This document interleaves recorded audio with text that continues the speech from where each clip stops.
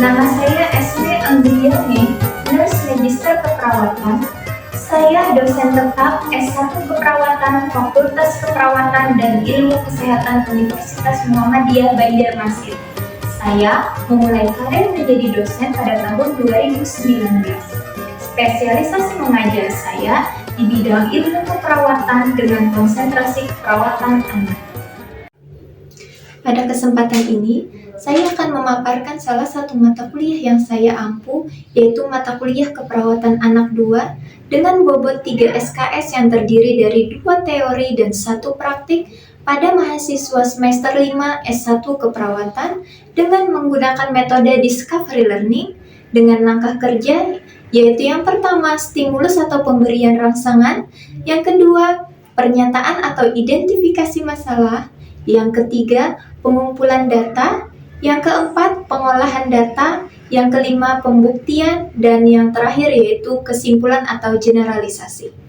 Sebelum saya menjelaskan lebih lanjut teknik pembelajaran, saya akan menjelaskan secara singkat deskripsi mata kuliah Keperawatan Anak 2 ini. Pada mata kuliah ini, mahasiswa belajar tentang respon anak dan keluarganya pada setiap tahap perkembangan mulai lahir sampai akhir masa remaja, baik dalam keadaan sakit kronis dan kondisi terminal, serta anak berkebutuhan khusus di masyarakat ataupun dirawat di rumah sakit, serta intervensi keperawatan baik yang bersifat mandiri maupun kolaboratif.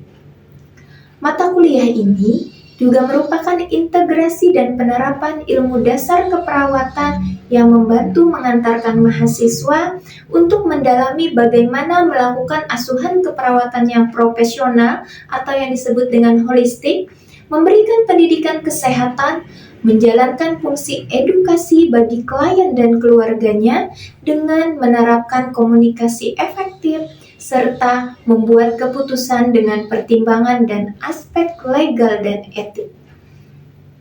Harapannya, dengan kemampuan akhir yang dimiliki mahasiswa dengan mengikuti perkuliahan Keperawatan Anak 2 ini, yaitu yang pertama, mahasiswa mampu memahami konsep keperawatan anak dengan penyakit kronis atau terminal dengan konteks keluarga. Yang kedua, mahasiswa mampu melakukan simulasi asuhan keperawatan pada anak sakit atau kronis atau terminal dan berkebutuhan khusus serta keluarganya dengan mengembangkan pola pikir kritis, logis, dan etis, menggunakan komunikasi terapeutik dan memperhatikan aspek budaya, menghargai sumber-sumber etik, agama, atau faktor lain yang dimiliki oleh pasien yang unik. Yang ketiga, mahasiswa mampu mendemonstrasikan intervensi keperawatan baik mandiri maupun kolaboratif pada kondisi kronis, terminal dengan menerapkan konsep ilmu dasar keperawatan dan sesuai standar operasional prosedur serta menerapkan prinsip traumatic care, legal, dan etis. Materi pembelajaran pada mata kuliah Keperawatan Anak 2 ini terdiri dari 13 BK. Yang pertama yaitu konsep pada penyakit kronis dan terminal. Yang kedua yaitu patofisiologi kelainan kongenital pada sistem kardiovaskular dan asuhan keperawatan pada anak PDA, PSD, dan tetralogi Fallot. Yang ketiga yaitu patofisiologi pada sistem kardiovaskular dan asuhan keperawatan pada anak RHD. Yang keempat yaitu patofisiologi kelainan kongenital pada sistem digestif dan asuhan keperawatan pada anak Hirschsprung, atresia ani, dan atresia ductus hepaticus. Yang kelima yaitu patofisiologi kelainan kongenital pada sistem urinari dan asuhan keperawatan pada anak tumor Wilms. Yang keenam yaitu patofisiologi peradangan pada sistem urinari dan asuhan keperawatan pada anak nephrotic syndrome, sindrom nephrotik, dan glomerulonefritis. Yang ketujuh yaitu asuhan keperawatan pada sistem kongenital pada hematologi pada anak thalassemia. Yang kedelapan patofisiologi keganasan pada sistem sensori dan asuhan keperawatan pada anak retinoblastoma, dan yang ke-9 patofisiologi keganasan pada sistem hematologi dan asuhan keperawatan pada anak leukemia. Yang ke-10 patofisiologi kelainan pada sistem endokrin dan asuhan keperawatan pada anak juvenil diabetes. Yang ke-11 patofisiologi masalah sistem imun dan asuhan keperawatan pada anak AIDS, DHF, dan SLE. Yang ke-12 yaitu asuhan perioperatif pada anak, dan yang terakhir yaitu asuhan keperawatan pada anak berkebutuhan khusus yang terdiri dari retardasi mental, autis, dan ADHD atau yang dikenal dengan Attention Deficit Hyperactivity Disorder. Pada tahun akademik 2021 dan 2022, metode pembelajaran yang saya pakai melalui tatap muka dengan Discovery Learning untuk mendukung pemantapan proses pembelajaran, saya memanfaatkan aplikasi YouTube, Quizzes, dan juga email. Sedangkan media komunikasi yang saya gunakan diantaranya yaitu WhatsApp. Saya memiliki grup antara dosen dan seksi pengajaran atau yang dikenal dengan CPEN pada masing-masing kelas untuk sharing materi, persiapan perkuliahan, dan izin jika mahasiswa tidak dapat mengikuti perkuliahan dapat dikoordinasikan melalui grup tersebut. Proses pembelajaran yang saya lakukan dalam 1 semester ini dimulai dengan melakukan perkenalan. Hal ini bermanfaat untuk membangun keakraban antara dosen dan mahasiswa sehingga mereka merasa nyaman berkomunikasi dengan saya. Kemudian yang kedua yaitu menjelaskan kontrak perkuliahan selama 1 semester agar mahasiswa mengetahui proses perkuliahan dari awal sampai akhir, materi yang diajarkan, tata tertib antara dosen dan mahasiswa, sampai indikator penilaian yang ditetapkan pada mata kuliah tersebut. Kemudian yang ketiga, memberikan kuliah dan simulasi pertanyaan tentang patofisiologi dan asuhan keperawatan pada anak dengan kelainan kongenital pada sistem digestif, sehingga mahasiswa berperan aktif selama proses perkuliahan dan dosen dalam memberikan simulasi pertanyaan, mengoreksi, ataupun membenarkan proses pembuktian pada metode pembelajaran Discovery Learning tadi. Yang keempat, evaluasi akhir untuk materi yang saya berikan, saya gunakan aplikasi Quizzes dengan menyajikan soal-soal kasus agar meningkatkan kemampuan mahasiswa dalam analisis critical thinking dan mahasiswa harapannya menghadapi uji kompetensi perawat dapat siap. Dan yang terakhir, feedback dari perwakilan mahasiswa, dan selama proses perkuliahan ini saya tetap mengintegrasikan Al-Islam dan Kemuhammadiyahan. Kemudian indikator penilaian yang ditetapkan, saya mengacu pada peraturan Universitas Muhammadiyah Banjarmasin dengan indikator asesmen penilaian, yaitu yang pertama dari aspek kognitif 40%, yang kedua penugasan dengan 20%, keaktifan 10%, dan yang terakhir psikomotor atau keterampilan 30%. Dengan penjabaran indikator ini, dari awal mahasiswa dapat termotivasi untuk mencapai target evaluasi yang memuaskan. Dan 1 semester ini ada evaluasi pembelajaran yang diberikan untuk menilai kinerja dosen mata kuliah keperawatan anak oleh mahasiswa semester 5 yang disebut dengan EDOM atau evaluasi dosen oleh mahasiswa. Berikut ini, saya akan memberikan cuplikan pembelajaran mata kuliah keperawatan anak 2 melalui tatap muka di kelas dengan penjabaran yang pertama yaitu penyampaian RPS, kemudian penyampaian kontrak perkuliahan, proses perkuliahan dengan metode pembelajaran Discovery Learning, feedback akhir dari mahasiswa, post-test dan kesimpulan, dan yang diakhiri dengan tugas pertemuan perkuliahan berikutnya. Demikian deskripsi diri saya. Bismillahirrahmanirrahim. Assalamualaikum warahmatullahi wabarakatuh. Waalaikumsalam warahmatullahi wabarakatuh. Marilah kita buka pembelajaran kita hari ini untuk pertemuan pertama ya. Mata kuliah keperawatan anak 1 dengan bersama-sama membaca basmalah. Bismillahirrahmanirrahim. Gimana kabarnya hari ini? Kalau di sebelah sini gimana kabarnya? Alhamdulillah, mudah-mudahan sehat ya dan semangat hari ini perkuliahannya. Ya, sebelum kita masuk ke materi, karena ini adalah pertemuan pertama, kalau perkenalan kayaknya udah kenal sama ibu ya, karena di keperawatan anak 1 kita sudah ketemu ya. Jadi ini adalah lanjutan di keperawatan anak 2. Di keperawatan anak 2 sudah ketemu sama Bu Suci? Sudah. Sama Bu Mariani? Sudah. Bu Epi? Belum. Oke, berarti Bu Epi nanti yang terakhir ya. 2 pertemuannya itu di akhir-akhir, dekat akhir. Hari ini ketemu kembali dengan Ibu.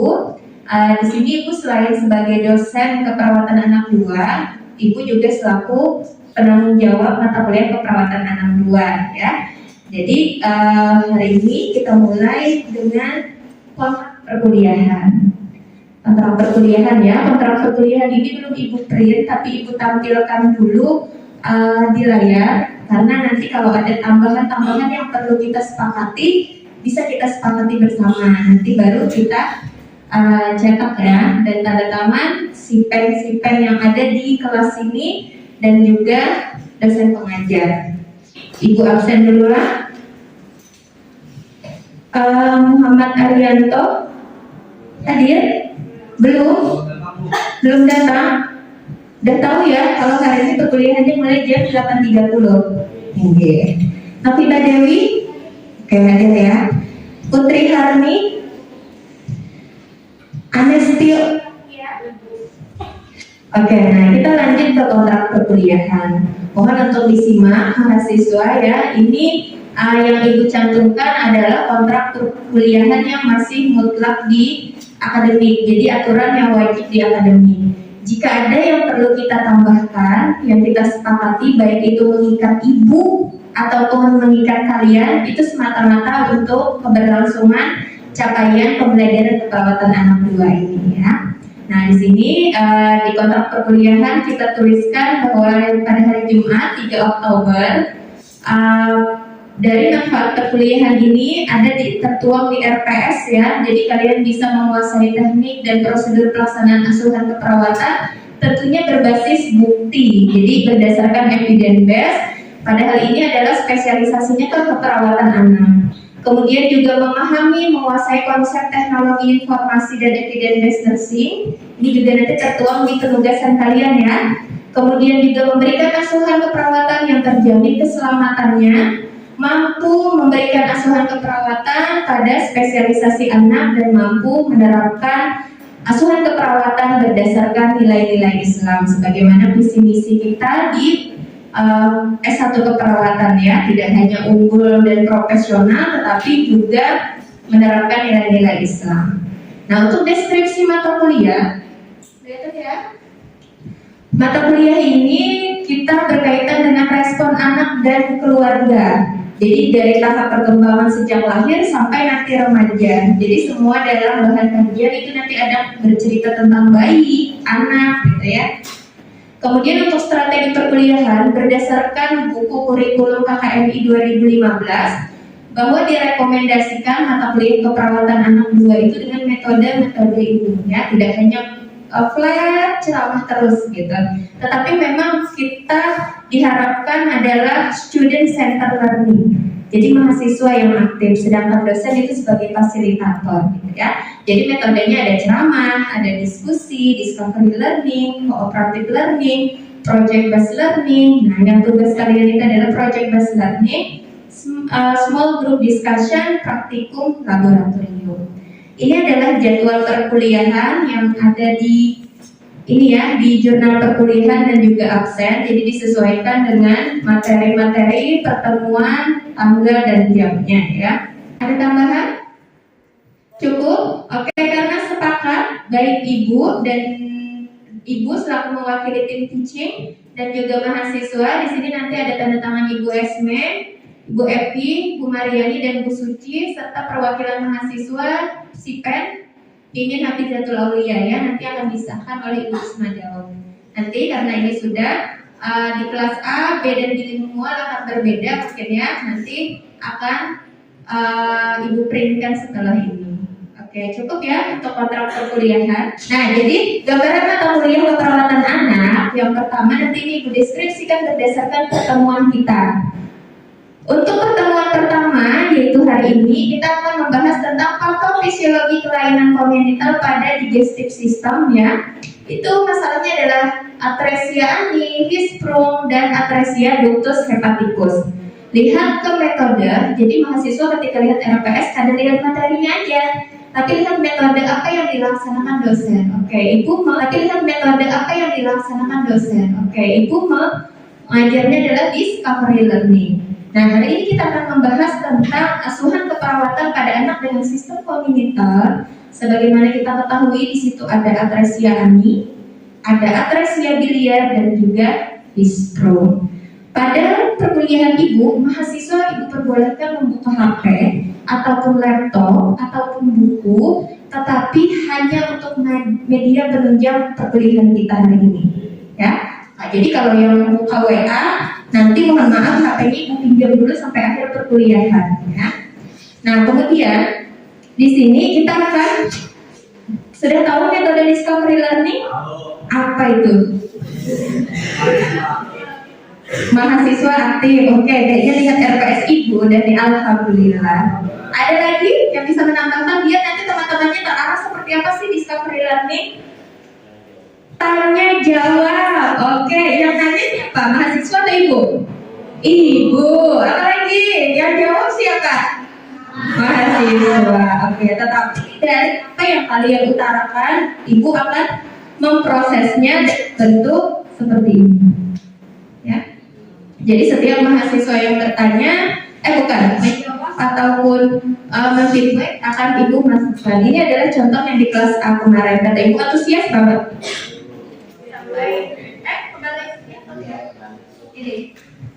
Ini adalah yang kelas B kemarin. Jadi sampai Ibu bingung banget mau. Nah, ya, jadi di sini penilaian kita tidak hanya bertanya, nanti menjawab. Kemudian ada refleksi dan juga kehadiran kalian di sini ya. Oke, sampai di sini kita mulai. Bismillahirrahmanirrahim. Kita mulai proses pembelajaran kita hari ini. Semoga apa yang kita laksanakan itu bernilai ibadah dan ilmunya bermanfaat untuk kita semua. Amin. Oke, silakan kalian boleh membuka media apa yang menunjang kalian. Dimulai dari atresia biliar. Ya, di atresia biliar nanti mau menjawab, Ibu tunjuk dulu, baru mengutarakannya. Kemudian kalian bukan membaca, tapi dari bacaan itu kalian utarakan dengan bahasa kalian. Kalau kalian saja tidak paham dengan apa yang kalian baca, kawan-kawan yang mendengar tidak akan paham gitu ya. Jadi ketika kalian mengutarakan, kalian harus paham apa yang dimaksud dari yang kalian sebutkan. Oke. Yang pertama, apa sih yang kalian ketahui tentang atresia biliar? Oke, yang di belakang sudah Ibu cabut absen. Namanya siapa saya? Maria, nomor 30. Bukan, Maria 31 ya. Silakan Maria, apa sih yang dimaksud dengan atresia biliar?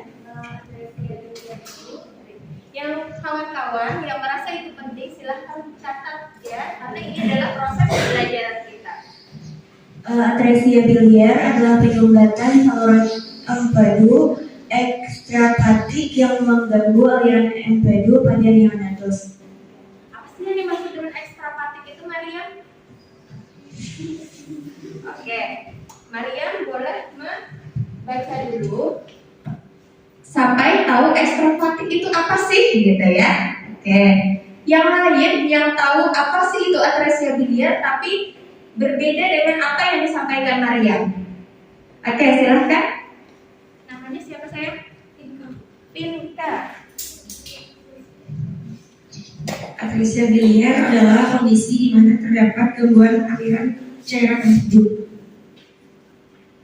Akibatnya cairan empedu tidak dapat menuju usus dan terakumulasi di dalam hati, sehingga menimbulkan kerusakan hati atau sirosis. Kelainan ini merupakan salah satu penyakit yang jarang terjadi dan khas terjadi pada bayi baru lahir. Oke. Vinka nomor absen 30 ya. Nah, tadi Vinka dan Maria menyebutkan bahwa atresia biliar, ingat dari kata-kata yang disampaikan Vinka, atresia biliar itu terjadi pada bayi.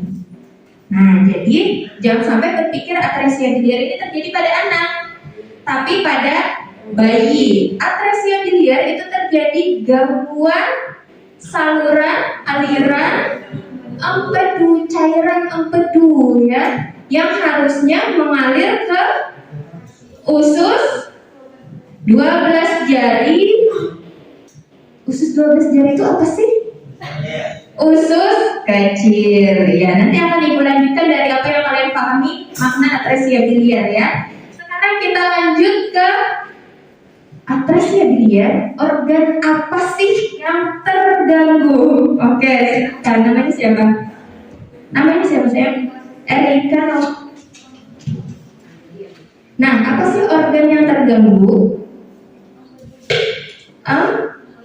Empedu.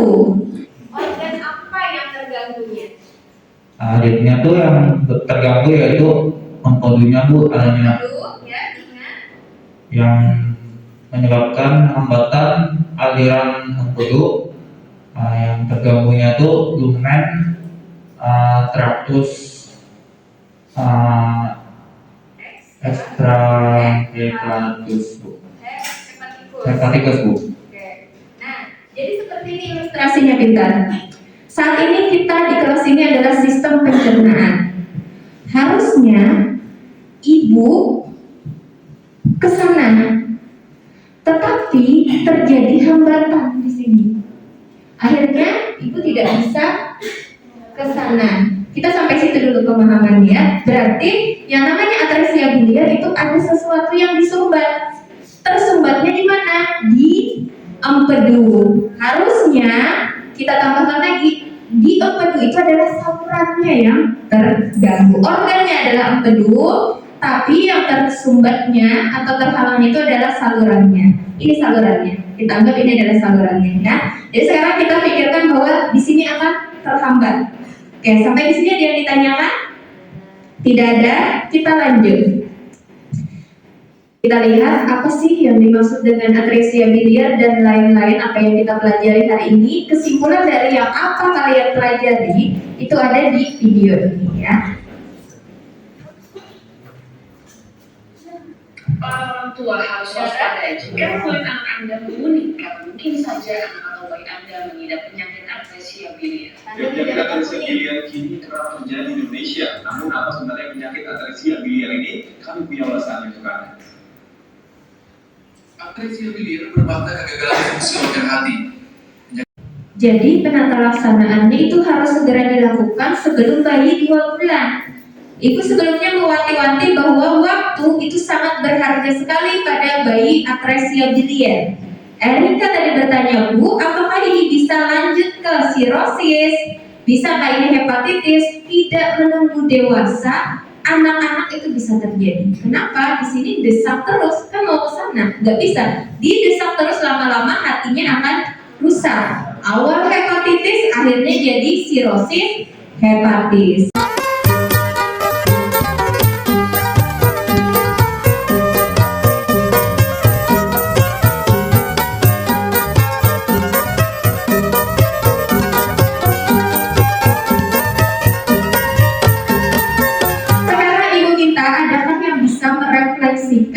Dari 3 kasus tadi yang kalian dapatkan. Oke, silahkan. Jadi kesimpulan yang saya dapatkan atresia dari atresia biliar dulu nih. Atresia biliar itu biliar.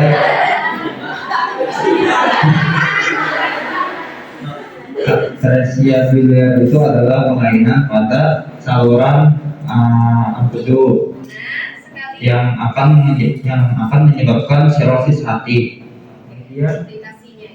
Kemudian ada atresia anal, yaitu buat semua. Apresiasi. Ketersiaannya atau anal itu adalah kelainan pada saluran anus yang ada yang komplikasinya itu tidak ada anus. Kemudian tindakan yang dilakukan itu yaitu kolostomi. Ada 3 jenis operasi yang dilakukan ketika atresia ini. Yang pertama itu pemotongan pada kolon usus besar, kemudian pembentukan anus, dan kemudian yang terakhir penyambungan kolon. Nah, kemudian yang terakhir yaitu isprong. Nah, isprong itu adalah kelainan pada kolon yang di dalam kolon tersebut tidak ada sel-sel maupun saraf-saraf yang ada di dalam kolon tersebut, yaitu sel ganglion. Nah, ganglion.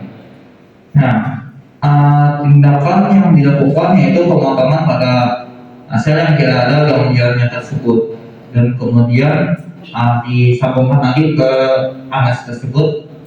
Nah, dan jika ada kolitis, maka tindakan yang dilakukan yaitu irigasi. Luar biasa penutup kita hari ini ya. Tepuk tangan dulu buat kelas A.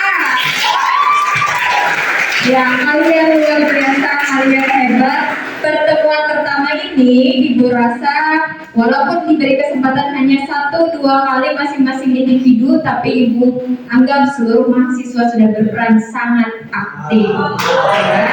Kalian hebat, pertahankan dan jangan sampai ilmu ini hilang. Mau jalan menuju surga? Harus semangat menuntut ilmu.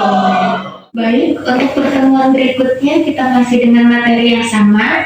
Silakan mahasiswa berproses untuk mengerjakan tugas 1 dan kirimkan melalui email Ibu dengan subjek yang sesuai dengan RPS. Terima kasih atas perhatiannya. Terima kasih hari ini apa yang kalian lakukan, kalian sudah menunjukkan yang terbaik. Yang masih merasa belum maksimal itu adalah evaluasi diri masing-masing.